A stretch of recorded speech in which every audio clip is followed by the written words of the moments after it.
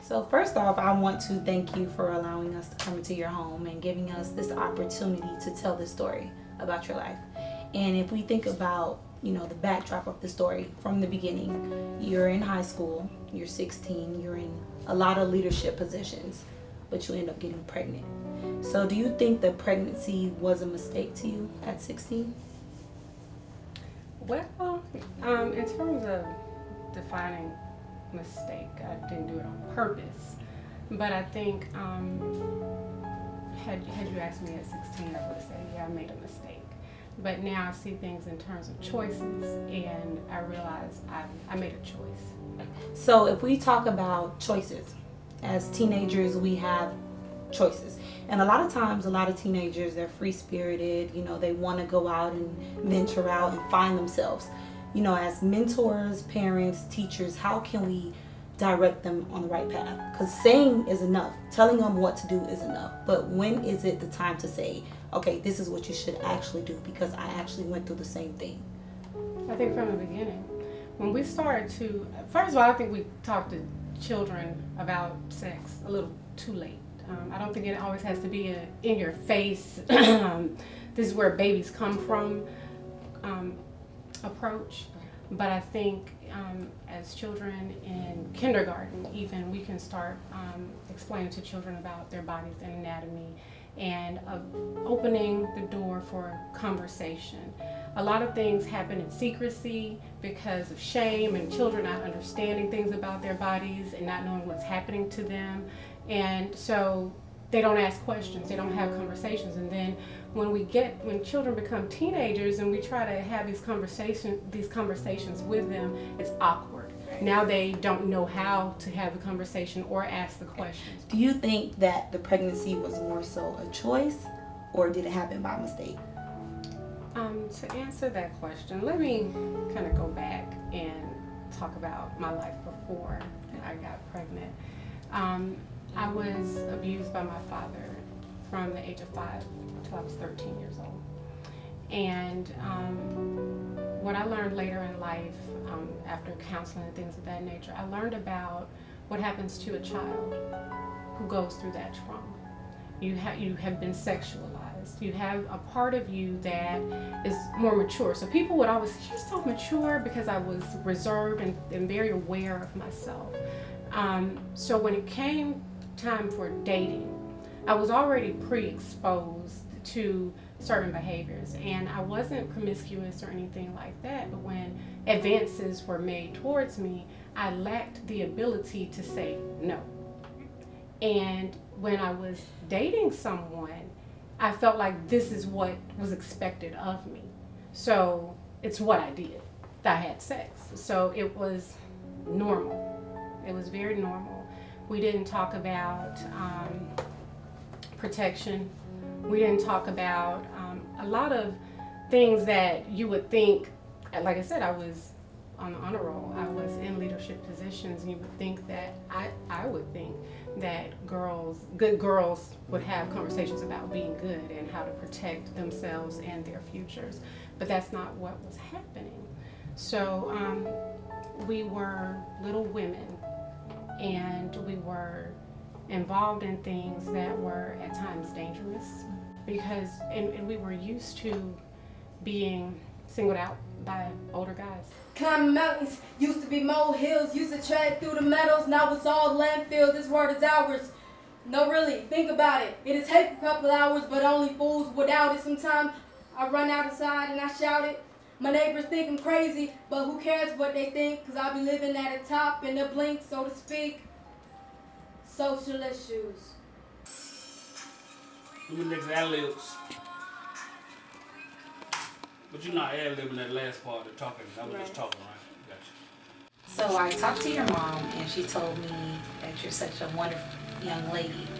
Can you talk about a few of your accomplishments that you have, went after, and you actually succeeded with these accomplishments? I decided to start doing pageants, so I became a state finalist in the National American Miss Pageant, Juniors Edition, I guess is what they call it, and I taught myself how to play the guitar, the piano. I'm starting to teach myself how to play the drums, and I'm on the honor roll every 9 weeks. That's good. Yeah. And well, how long does it take for you to actually teach yourself how to play the guitar? Is that a guitar? yes, Okay. How long? sorry. I'm sorry, I don't know. Well, how long does it take for you to teach yourself how to play? It took me 6 to 8 months. So you taught yourself how to sing. So can you teach me how to sing? Because No. I can't do that. Are you serious? Okay, I understand. So what are some of your hobbies then? I like to make beats. I like to make beats, write songs, and play video games occasionally. Okay, that's awesome. So you're 15 years old, right? Right.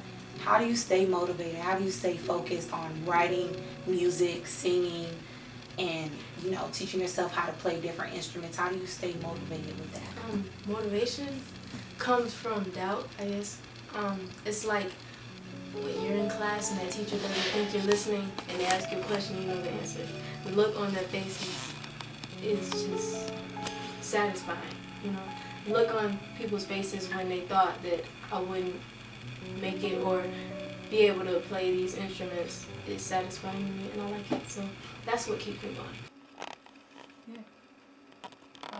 What happened to the last the last ad-lib, that one little piece? Let's start over. Alright.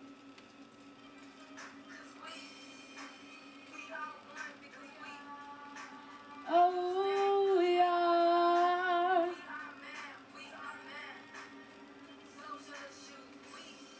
Cause we. Oh. Wait, stop it. Cause like I can't hear myself. But okay, I want to redo it until I get it right. Right. So if we talk about, you knew about or about the decision that your mom made when she was, 16, and you're around that age now. You're 15, and how do you not make certain choices? Does she inspire you, or does she tell you this is what you shouldn't do or you should do, or how do you make these choices being that you're 15 now? When I was younger, when we would go through certain things because of her decision, she would use those times as an example. Like, that's why you shouldn't do this, that's why you shouldn't do that. And I could also see for myself that I would not want to go through this again. I wouldn't want to put another child in my position. I can appreciate this picture because I can see the joy and I'm finished with school. Yes, I was so happy. Little did I know I was going to go right back. Wow. So this was bachelor's degree? Yes. When did you get your bachelor's in? English. Okay. And master's was in? Public administration with a minor in sociology. No, public administration with a focus in nonprofit management. Oh, wow. English with a minor in sociology. Travia after my master's degree. Ran my cap for me. It's the two of us. This was, I think I was 29, the picture. So that was about 3 years ago. That's my brother. A picture of her. I was 18. Wow. In this picture. I hadn't quite gotten the hang of the ponytail. Right. So, how were you able to come back from this situation? Because you accomplished so much over time. You have your 2 degrees and your business and all these other things that you have, coming about. How did you come back from the situation? Well, my daughter's father and I weren't really able to work together in terms of taking care of her. So it was hard. And even the day that I went to put the deposit down for my apartment, the owners of the apartment complex said, they asked me if I was interested in a subsidized apartment. And I was like, what is that? Mm-hmm. And they said, well, it's when you pay according to your income, and because I was on scholarship at FAMU, and because you're on scholarship, we can't count that as income, so you don't have any rent. You just have to pay light bill, and we give you a $40 check, like a waiver, voucher, whatever, toward your lights. That's grace, and that's not something I applied for. That's something God gave me. So I did not understand it or see it or acknowledge it at that time, but from the beginning, God has been there, and I've done a lot of things trying to take care of myself and my child just out of desperation, you know, even the jobs and working nights. I used to work at the hospital, doing the same thing my mom was doing, working 3 to 11 and then working 11 to 7 and trying to drag myself into a church. And I didn't realize I didn't have to do those things. If I had just understood how to avail myself to God at that point, I think things would have been different, but I didn't know. And it was years before I did know, but in terms of how I made it, it's just a series of individuals, people, places, things, educators, definitely. From the moment I revealed that I was pregnant, I had some opposition. I had a counselor tell me, it's the ones you put on a pedestal that'll let you down every time. And his voice echoes in my ear 15 years later, almost 16 years later. I hear him. I remember how furious I was if he would say that to me. But on the other hand, I had teachers who were like, okay, you're going to do this, you're going to stay. I fought to stay at school. I fought to stay in the positions that I was in, because that counselor told me to step down, that I was a bad example to students, even though we had a daycare on campus. And it was the teachers that challenged me not to leave and give up, but that challenged me, if you're going to be here, then you're going to stay awake. And then you're not going to lay down on the floor. If your back's hurting, put a pillow in the chair, sit up and take notes, you know. And they gave me other things to do. Well, you can write, then help somebody with an essay. Okay, dual enrollment is coming up. I had no idea what that was. Here I was with a child on campus. I was working part-time, and they encouraged me to take classes at FAMU at the same time, and helped me fill it out, talked me through the book voucher process and all that stuff. So in the midst of being a teen mother, I was also a college student. So I got to go out there and taste that.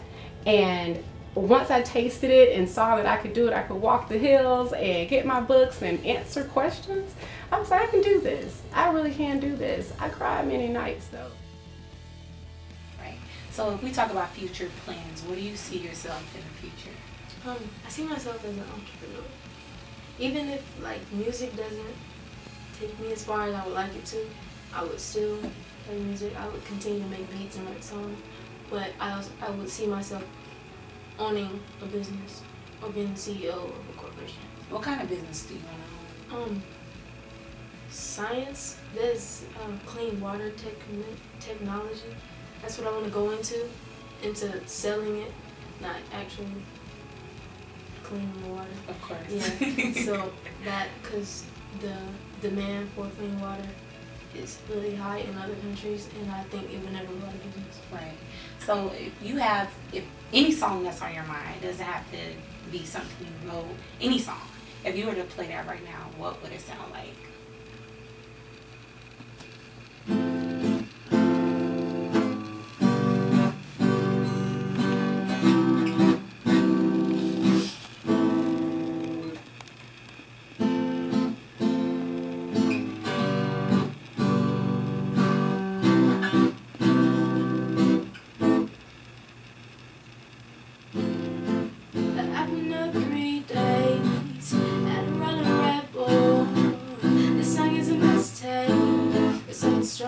Water bottle, he had a new chick, dancing little rock doll.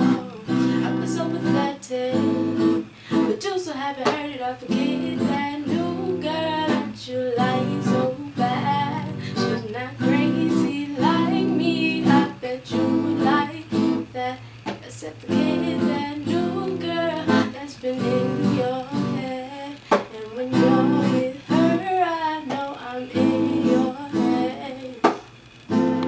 I mean, you could do better. Yeah. You could do better. Whoa. You could do better. Wow, you're amazing. I don't know how much longer you're gonna be here. So I say my prayers every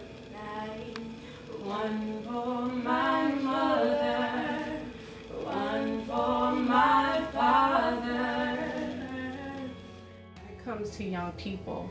I know a little 7-year-old girl who likes to draw clothing, and she says she wants to be a fashion designer. I don't think that's silly. Every time I see her, you know, I help her draw something, I encourage her, and we have to be willing to fight for our children, for their dreams, for the things that may seem silly to us, but we have to connect within ourselves back to that time when we used to have a daydream too. And what if somebody had taken some time to encourage that? What could it have blossomed into for the person who used to like to build fire trucks? Could he have his own line now? It's possible, but we have to get out there, be willing to do it, and stick with it, especially when it comes to, I mean, to all of our children. And I can say enough about boys just as well as girls, but in terms of our girl children, they can do a lot more than be in the kitchen, learn how to do stuff for a man. There's honor in taking care of a family, definitely, but there's so much more that we have to give than birth. We have a lot more to do than give birth. Children need to know somebody is all in for them, and I know the opposite of that and the outcomes that can produce. So Travia works really hard at maintaining a sense of self. She knows how easy it is for her to take herself for granted. God doesn't make mistakes. And when we accept that we are living with a purpose and things happen, we can, even a person who has had children out of wedlock, even a teen parent, when you start to look for the God in everything, you will see the God in everything. And then you can start to use your children with the purpose that they were created. With that, I've been given vision for business. So I've started a company. And in addition to that, I started a nonprofit organization called Keep Empowering Yourself. So I am definitely convinced, convicted, and a true believer in God works in mysterious ways. And I believe that He created me with a purpose, and He assigned my child to me so that I could complete that purpose. That's amazing you say that. A friend of mine actually told me the other day that God assigns seeds to each individual person. So He knew what you needed in that moment to transition to something better. And I always say, through tragedy comes triumph. Yes. What people thought was a tragedy came to become something so beautiful. Definitely. So I don't know, just listening to your story, you're really telling me there is an opportunity for you to come back from everything that you went through. Yeah. That's amazing.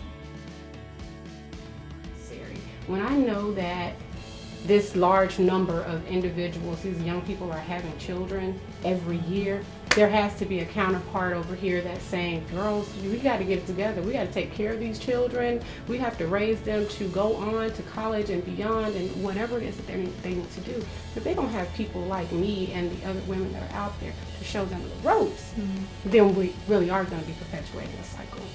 Awesome. Well, we thank you so much for the opportunity and sharing your story. And we'll look forward to talking to you again. Thank you. Thank you.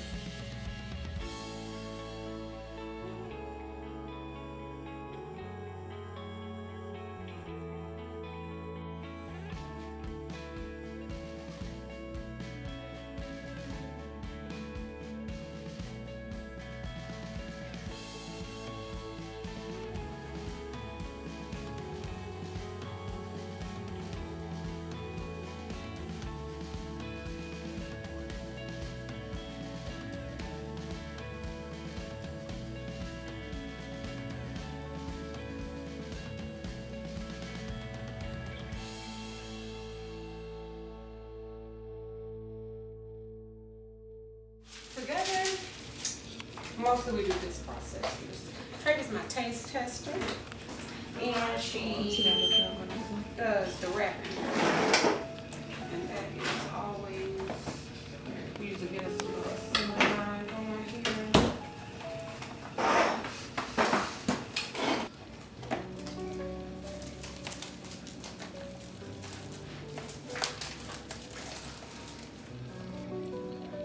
So how do you make your pies? Of course, you're not going to tell me your secret recipe. No, but I have all my fishing equipment. So does it always taste the same or is it different every time? They're mostly, they mostly taste the same. You know, they're never nasty. Yeah.